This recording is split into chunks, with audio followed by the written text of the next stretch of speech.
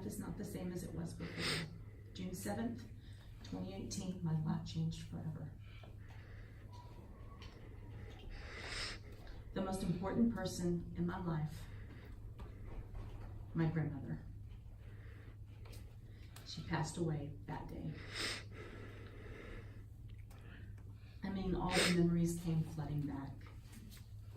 Everything that we used to do. We used to go shopping.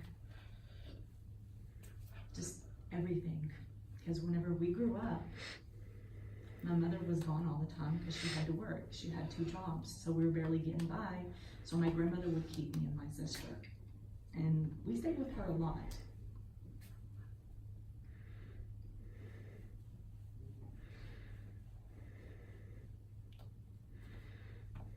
I was very happy with my grandmother, especially doing things with her. I thought the day I graduated college, I could repay her for everything that she's done. I wanted to pay off her house. I wanted to do everything for her. That way she didn't have to worry about any of the bills, any of the hospital bills. You have to understand that my grandmother had been ill for a while, and there was no cure. She had cancer in the bone, and she had arthritis. She had other problems. She just had health issues, and she's had them for a while. And she tolerated it and suffered through it a long time. And every day I would pray for her, and I would ask God, please heal my grandmother.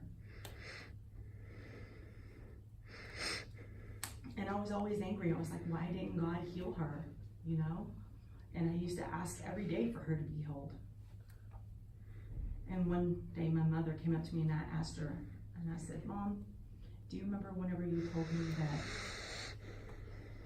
that God could save my life, God could save my grandmother's life?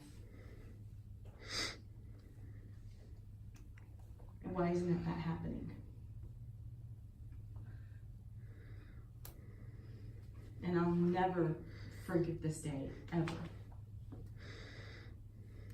Because it was a beautiful day. It was a beautiful day. I was out with my mom, and my mom said, hey, you want to go do something with your friends? And I was like, sure. I was happy that she even suggested it. I mean, I had no idea what was going on, so I had no reasoning why she was even asking me that. But I was like, sure. So I went out with my friends. They picked me up. And so we were coming back. We're about 6 minutes from my house. Now you have to understand, 6 minutes from my house and probably the other direction was 6 minutes from my grandmother's house. So we were at a red light. And of course, we were like several cars behind.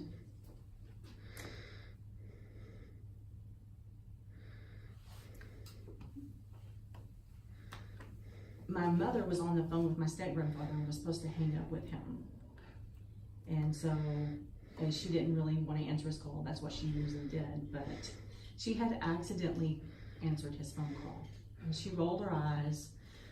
And I was watching her talk on the phone, you know. So I was talking with my best friend while we were in the car with my mom. So anyway, and I was texting with my best friend. And she turned over and said, your grandmother's dead. And I was like, what? And so they called 911. And I was lost. I was lost on what's happening. And I was like, no, this is impossible. My grandmother can't be dead. They could take her to the hospital, do something. There should be some medication that should be able to fix this.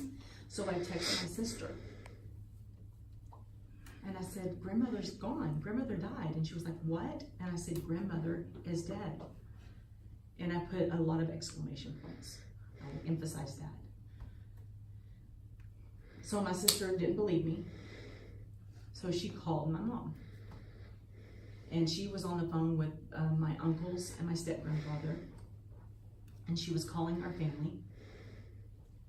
And so my mom stepped on the gas. I mean, I remember she just sped through the traffic. She didn't care if she got a ticket. As soon as we got to my grandmother's house, we went through the door and we were going straight to my grandmother's room. So I was going through the house, and whenever I got to my grandmother's room, I was about to go in, and I could see half of my grandmother, and my grandpa was like, no, she's gone. And she was dead, and she was right there in front of me. And I was really angry that my grandfather stopped me. He wouldn't let me go in because I wanted to do CPR on her. He wouldn't let me go in. So anyway, I had to leave where my grandmother was. I had to go into the kitchen. So I was in the kitchen, and I'll never forget it. Mama, mama, mama, mama. And I'll never forget my mom's voice that day, how she was expressing herself and how she said those words. And at that young time, I was using my cochlear implant. And I just couldn't control anything, so I walked out.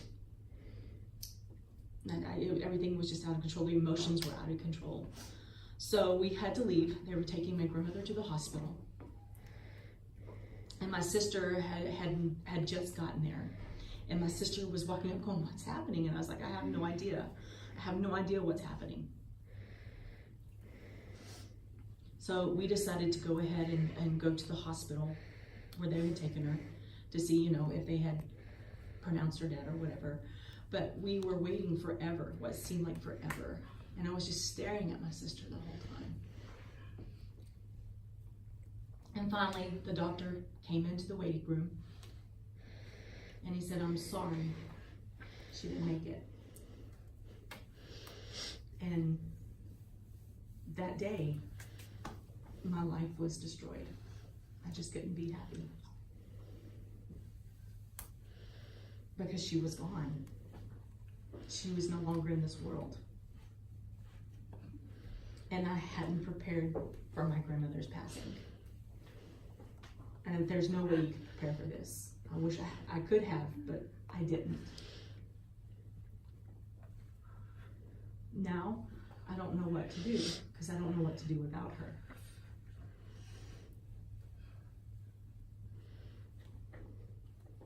Every day, I'm angry and I'm acrimonious because my grandmother is no longer with me.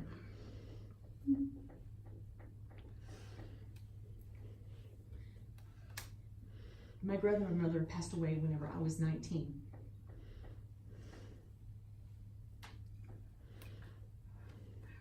And I'm very overwhelmed.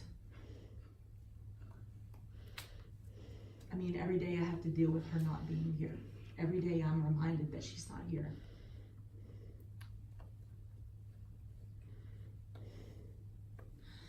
Because my beloved grandmother, my perspective on life has changed ever since she's been gone.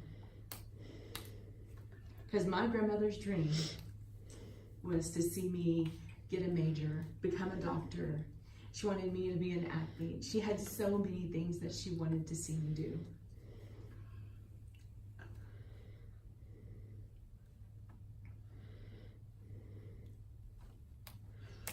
And I wanted my grandmother to see me graduate with a degree. She wanted to see this, get my first job, see her grandchildren, her great-grandchildren. And she's not here. She only got to see half of those dreams accomplished. Now I'm here. I'm going to complete my education just for her.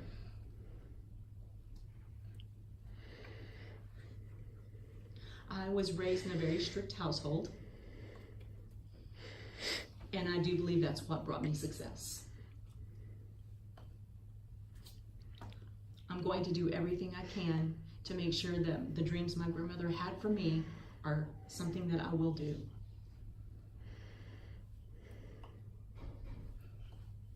I have a facade. I have a fake smile every day. I don't want everyone to know what I'm going through, the depression, the anger every day. I don't want people coming up to me all the time asking me, are you okay? Are you okay? And that's just part of my life.